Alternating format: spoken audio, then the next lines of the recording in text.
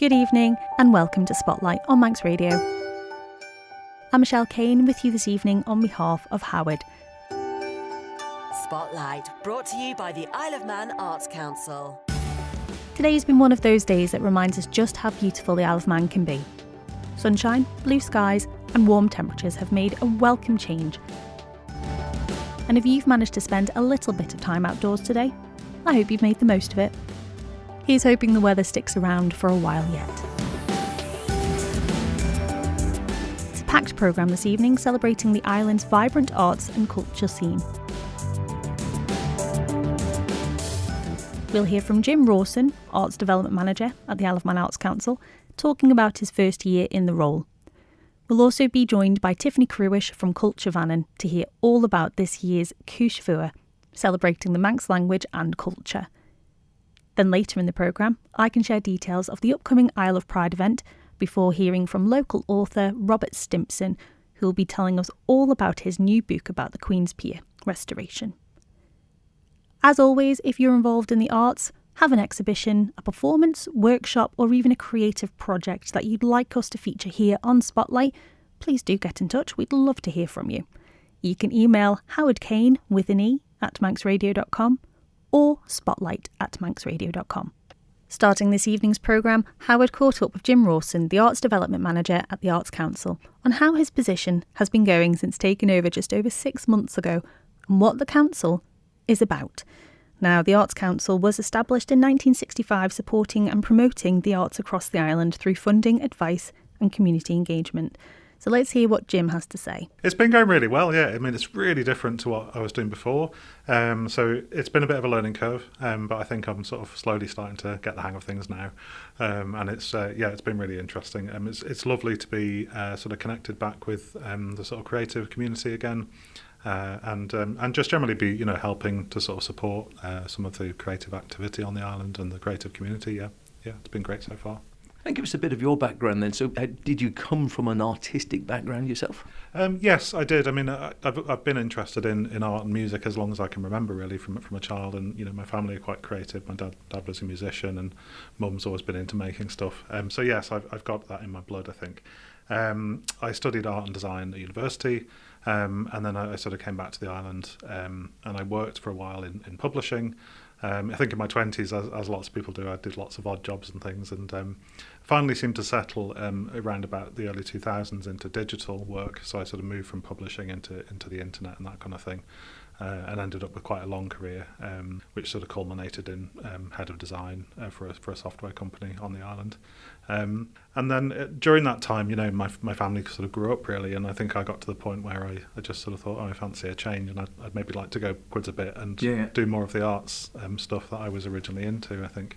Was it the idea of returning to your sort of artistic roots that drew you to the role at the Arts Council? Yes, I think so. I mean, I'd been looking for a while, to make a bit of a career change, and I liked the idea of being able to help the creative community really, and I think that sort of happens here through a number of different ways. It can be funding through the Arts Council grants and awards, or it could also be just having a chat to people, asking venues what kind of challenges they're up against, and seeing if we can help them find solutions to those challenges. So yeah, it sort of feels like a good thing to get behind. So has the role thus far been anything like you imagined, or 'cause sometimes you go into a role having an idea of what it is and then it's nothing like it, and vice versa? Whereabouts are you on that sort of spectrum? It has. There's definitely been some things that I expected, and there's then been a lot of stuff that I hadn't expected as well.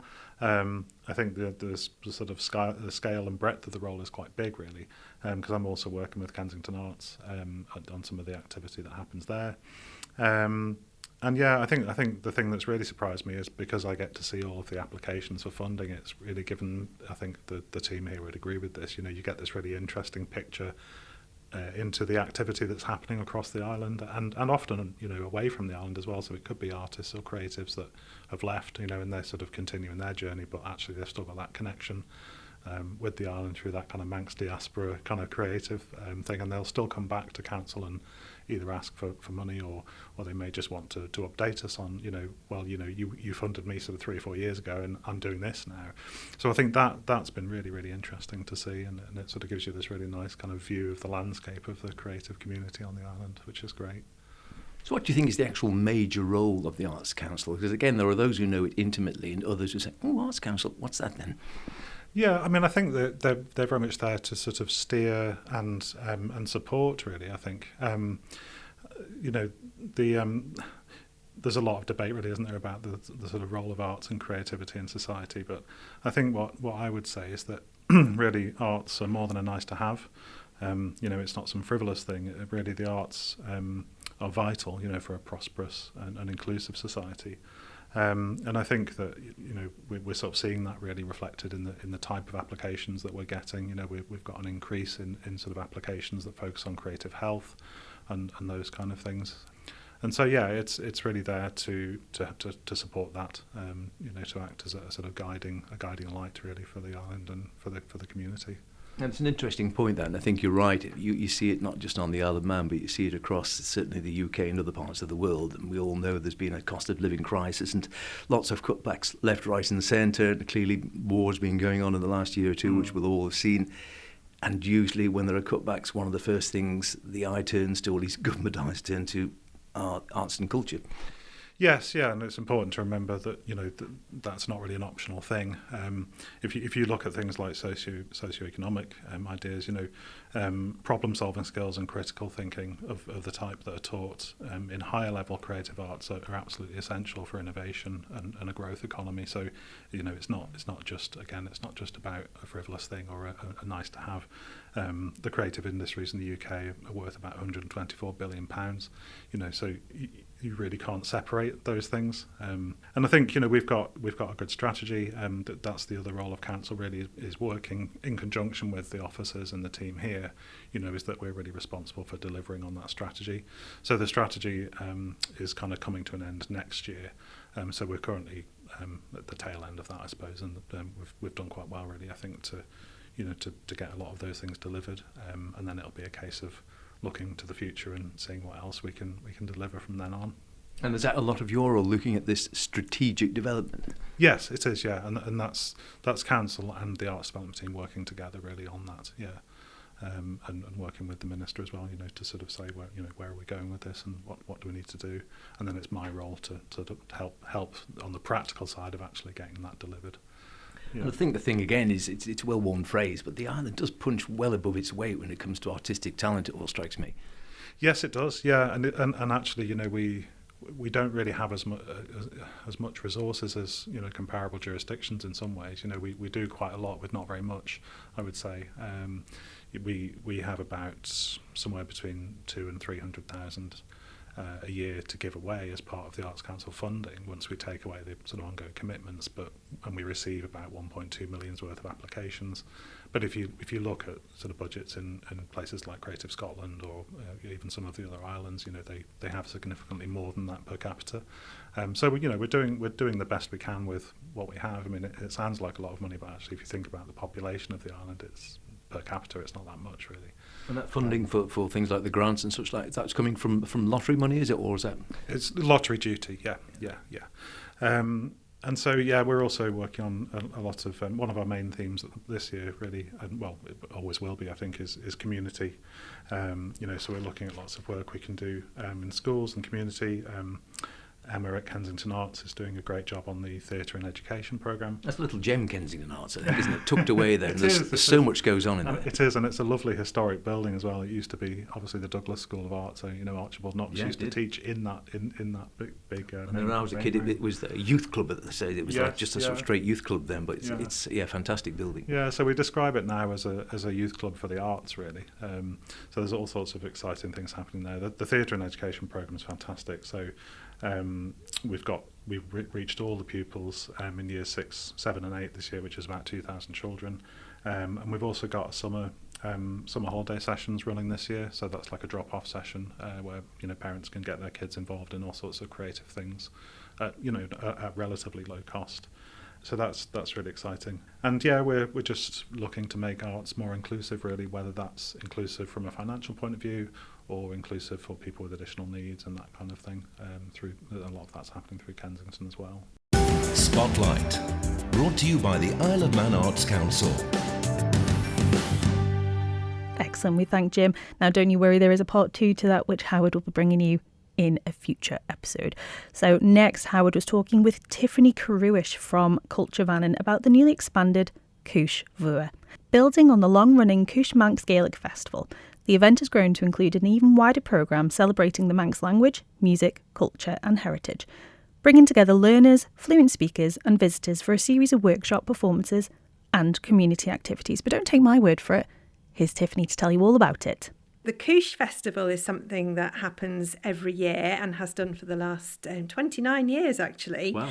And the Cooish Manx Language Festival it's a celebration of Manx language with lots of different activities happening normally in November. But this year, as listeners will be aware, it's Year of the Manx Language. And so we're changing things up a bit for Blaine na Gaeilge, and the Cooish is moving to September. It's going to run over 5 days, and the name is becoming the Cooish Vooar. So Cooish actually means a chat or a sort of small gathering, and Vooar means big. And so yes, it's all getting amplified, and it's going to be the most ambitious programme to date. Oh gosh, so how much of that is actually programmed so far? Are we still working on that, a work in progress? It is definitely a work in progress, but the structure is coming together, and we've already got 3 headline acts announced this week. So, and it's actually already possible to book tickets for the first 3 items that we've launched. So we're kicking off the festival on the Friday night, so that's Friday the 25th of September, with the world premiere of Cailleach, which is the first ever Manx language opera. Yeah, amazing thing. So this is a significant milestone for the development of the Manx language, and this is going to be a really exciting thing to go to. So very, very special. It's all going to be taking place at the cathedral in Peel. So that's on the Friday night. And then on the Sunday afternoon of the festival, there's going to be a wonderful concert that's being organised by Cooish. That's going to be a variety concert, and that's Sunday afternoon at Peel Centenary. And then the very special headline that we have is going to be the grand finale of the Cooish Vooar 2026. And that's an inter-Gaelic concert, and that's going to be featuring Gaelic singer Julie Fowlis and her quartet Alt. And that's taking place at the Gaiety Theatre on Tuesday the 29th of September. Oh wow, so a bit of a headliner there. She is an absolute headliner, yes. Celtic royalty along with the rest of her quartet. And we're very excited to be welcoming Julie to the Isle of Man. I think she has been once before. She became well known to my colleague Ruth Keggin, who is the Manx Language Development Officer here and also a well-known Celtic singer in her own right. And Julie is coming over with her band. That's Zoe Conway and John McIntyre and Eamon Durley. And they will be coming together in this amazing concert. And the idea is it's been called an inter-Gaelic concert, and it's going to be a celebration of the different Gaelic traditions and Celtic languages. And Ruth Keggin herself, along with Rachel Hare, the harp player that is a regular visitor to the Isle of Man, will also be joining them on stage to bring together Manx into the concert. But also, as you mentioned there, the Cailleach, the first ever Manx opera. Matthew Warren and I have been beavering away on that for ages, and that's going to be something of something a bit special, I think. It's incredibly special, yes. The very first Manx language opera ever to be released. It's going to be an absolutely beautiful thing to go and see. The libretto, which I have learned is the the lyrics, when it's an opera that's called a libretto, has been written by Bob Carswell. So the two of them have come together with Matthew Warren's vision for the opera and his composing talent, and then Bob's wonderful Manx language ability there to transform that into a wonderful opera. And there's going to be 2 opportunities to see this. Now, the tickets are available for the evening premiere, but because we know this is going to be in high demand, Matthew has actually opened up the afternoon dress rehearsal as an opportunity for people to come along and to watch as well. So if you don't manage to snap up some tickets for that premiere, then there is the opportunity to come in the afternoon and try and have another go at watching it then. And I think that would be a really interesting way of watching it, because there'll obviously be a little bit of interaction between Matthew and everybody that's taking part. So. Absolutely. And as you say, still work in progress, more things to come. It's wonderful to have the expanded festival for the Year of the Manx Language. If people want to find out more, as you say, tickets are already bookable for some of these events. Where do they go? That's right. So the first 3 events are available to book. We're working on a range of other activities to build the festival. We've got lots of opportunities for people to learn Manx, depending on what level they are, complete beginner right the way through to our fluent speakers. There's going to be a rural immersion that we're working on. There's going to be opportunities to learn to sing in Manx Gaelic. We're even working on an event that we're calling Speed Meeting in Manx. So, yes, that we're working on that. The place to go to find out all of the information as it evolves is the Year of Manx webpage. So that's yearofmanx.im. Go to the What's On calendar, and as and when new things are ready to book, we will be launching it all on there. And that's where you will find the links to the opera and to the Julie Fowlis concert, and also the Cruineacht Variety concert. Great. We'll speak more closer to the time as more things are announced, and we'll find out more about the speed meeting. I'm intrigued already. Spotlight, brought to you by the Isle of Man Arts Council. So if you're at a loss of something to do this weekend, don't you worry, we've got you covered. Or at least the Night at the Queen's has. We've received details from Isle of Pride about the Night at the Queen's, which is taking place this Friday the 18th at the Old Friends Club. It's set to be a fabulous evening of drag and burlesque entertainment, all in aid of raising funds for Isle of Pride. The event promises a fun and welcoming atmosphere while supporting the charity's ongoing work to promote inclusion, visibility and community across the Isle of Man. And finally on this evening's programme, Howard has been speaking with local author and historian Robert Stimpson about his new book, Queen's Pier Ramsey, Commitment, Complacency, Controversy and Courage. The book tells a remarkable story of the Victorian pier from its construction and years of decline through to the ongoing restoration by the volunteers. Drawing on extensive research and hundreds of photographs, it explores the engineering, politics and community determination that have shaped one of the Isle of Man's most iconic landmarks. About 7 or 8 years ago, I put together a talk for the Victorian Society on the construction of the Queen's Pier, and during the researches on that I discovered there was a court case between the harbour master or the harbour's board and the people assembling it. One was accusing the other manager of carrying on with his landlady, which was unproven eventually, but it got into the courts and it was a 7-hour trial, and it made an otherwise routine assembly quite interesting as far as the references to it were concerned.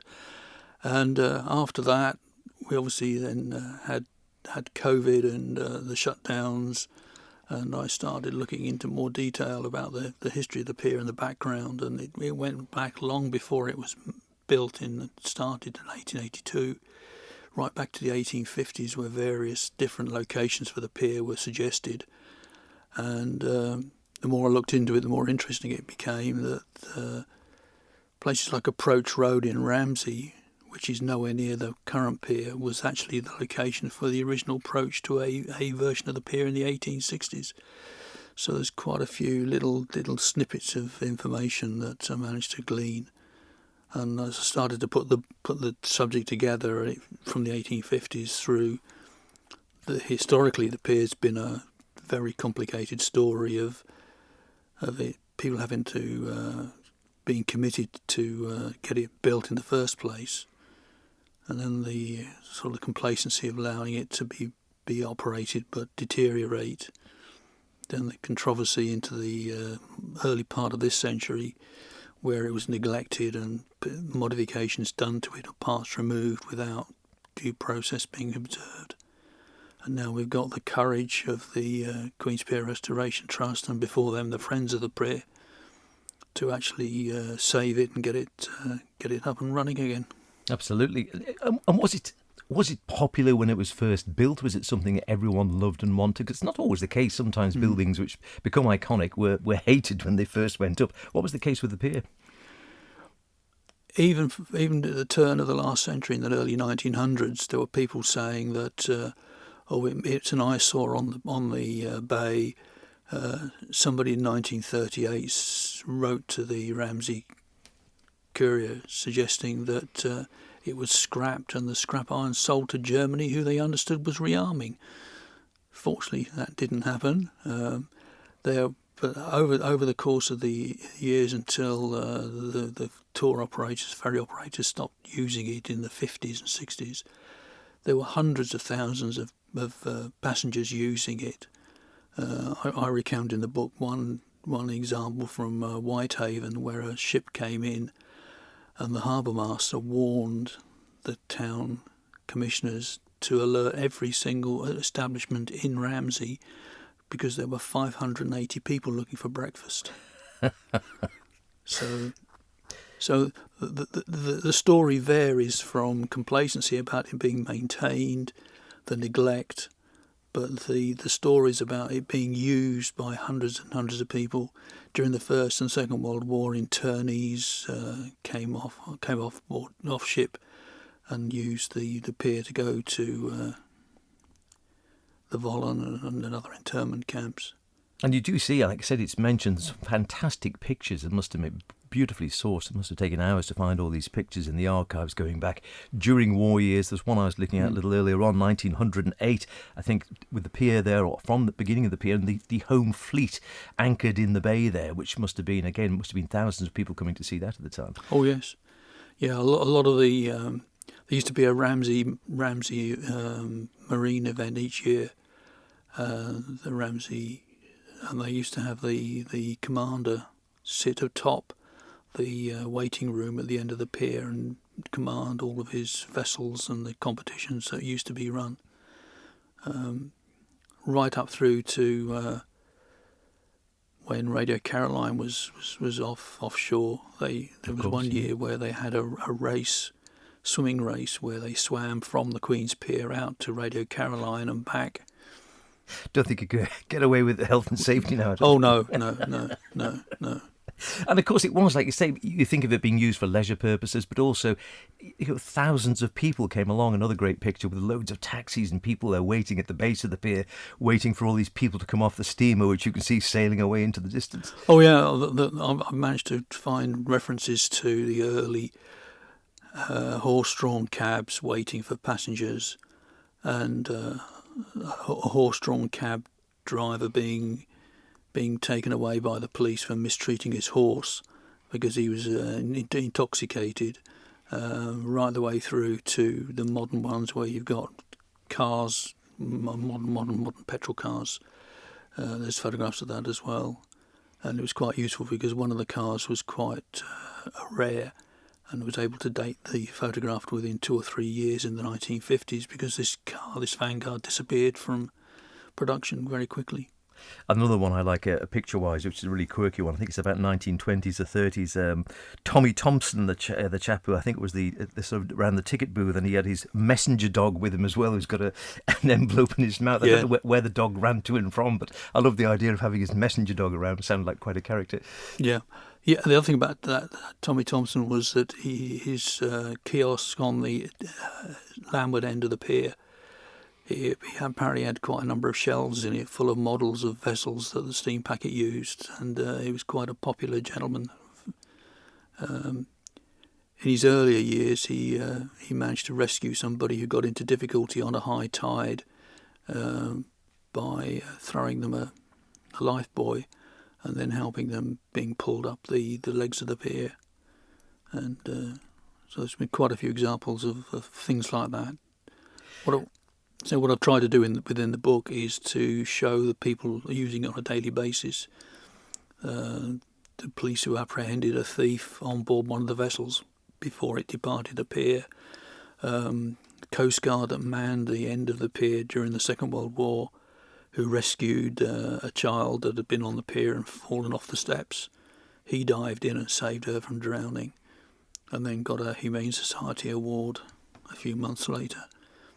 So there's been an awful lot of people use it, and very, very popular.